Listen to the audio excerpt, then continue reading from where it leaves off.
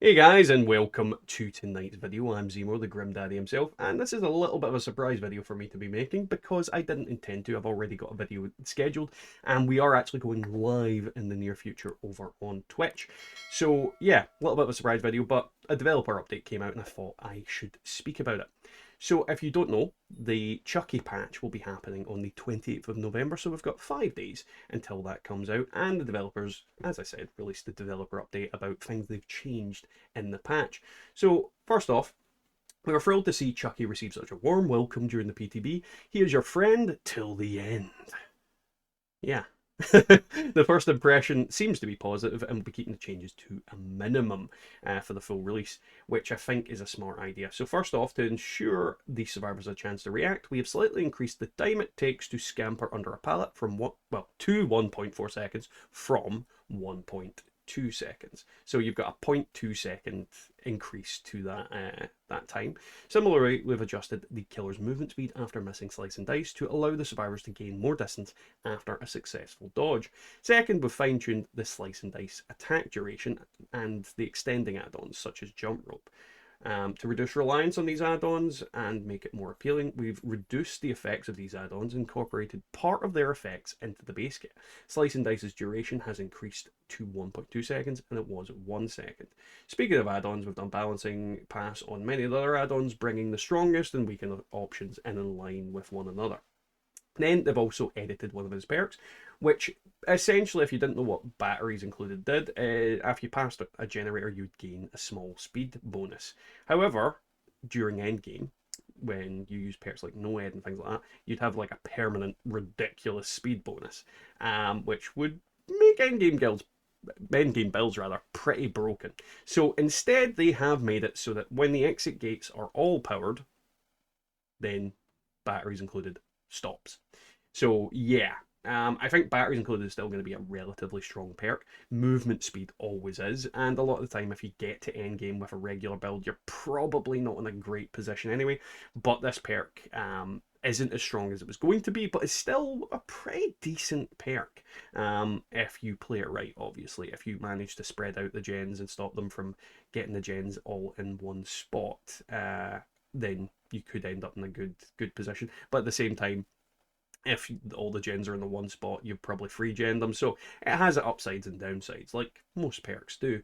So let's talk about the changes they've made to Chucky. Now, from what I have seen, and I honestly didn't get a chance to play in the PTB, Chucky is being hyped up to be one of the big, free, powerful killers. That being Nurse, Blight, and now Chucky. And that being said about him means that he's a pretty strong contender.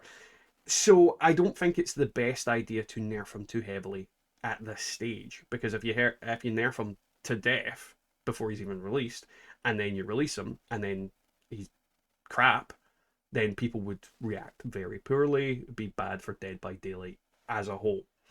I think they've went the right way where they've reduced increased rather the time of scampering under pallets, and they've also given you a little bit extra time with your slice and dice charge attack. It's pretty minimal, and I think that was a smart choice from them. I definitely don't think they should have done too much to him yet until we've seen the full extent of it, because let's be honest, most people haven't had a chance to play him yet, so nerfing him before most people have played him is always a poor decision.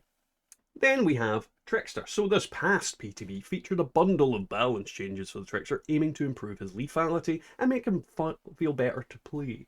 Well, these changes did make the Trickster stronger, but they felt they made him a little bit too powerful. So what they're doing is first they are reverting the Trickster's throw rate to 3 blades per second. Basically, it's going back to what it was. It was 4 during the PTB, but it's now back at 3. This will give survivors a little bit more time to break line of sight before they're injured. The laceration meter will remain at 8 blades, just like the PTB, but this increased movement speed will help the Trickster catch up to survivors to land a few more blades more often. Second off, although they'd like main event to happen more often than it historically has, they found it was happening a little too easily during the PTB using add-ons. So going forward, the base amount of blades to activate main event will forever be 8. So they've changed a bunch of the add-ons to respect that. first off, we've got G-Wound's Autograph's new effect, which increases the time before a combo ends by 10%. Fizz Spins Soda's new effect increases the time before a combo ends by 15%. Death Row's compilation new effect revealed that aura of survivors hit during the main event for 6 seconds, which I think is a really cool effect. And the iridescent photo card, this haste bonus is now lost when survivors injured previously when a survivor entered the dying state. So pretty much I think this is a healthy change to it. If you watched anybody's videos on Trickster during the PTB, Jesus loving Christ, they were getting main event like it was going out of fashion. This might still be the case. We won't really know until it's released, but I definitely think he was a little bit too powerful and a little bit too oppressive on the PTB for a lot of people. And Trickster's one of those killers that I quite often struggle against, even as he is now, because if you've got a good Trickster, then you are pretty much just a sitting duck, and you can get completely, absolutely destroyed by them. But if you've got a bad Trickster, the same is very true. They don't land their shots, they miss them, and it is one of those killers that is just not consistent when you go up against them. It's either Jesus Christ or it's eh. So I definitely think that these changes will make him a little bit less oppressive. On top of that, they are still keeping the fact that his blades no longer have recoil, so that is still a thing. And it's interesting to see what's going to happen in the near future. But that's pretty much all they've changed. Everything that was in the previous patch notes still remains true, unless completely contradicted by what's here. So yeah, what do you guys think of these changes? Do you think the Trickster ones are the right way forward, or are you upset that you're not going to be able to use the OP Trickster? And what do you guys think about Chucky's new changes, and is it going to have a huge effect on his playability? I honestly don't think it does. I think it's really minimal, and I think we're going to see a lot of the Chuckster in the near future, just like we did with Wesker, but that's just me. Either way, guys, don't forget to leave a like, a comment, and subscribe, and we'll catch you in Dead by Daylight.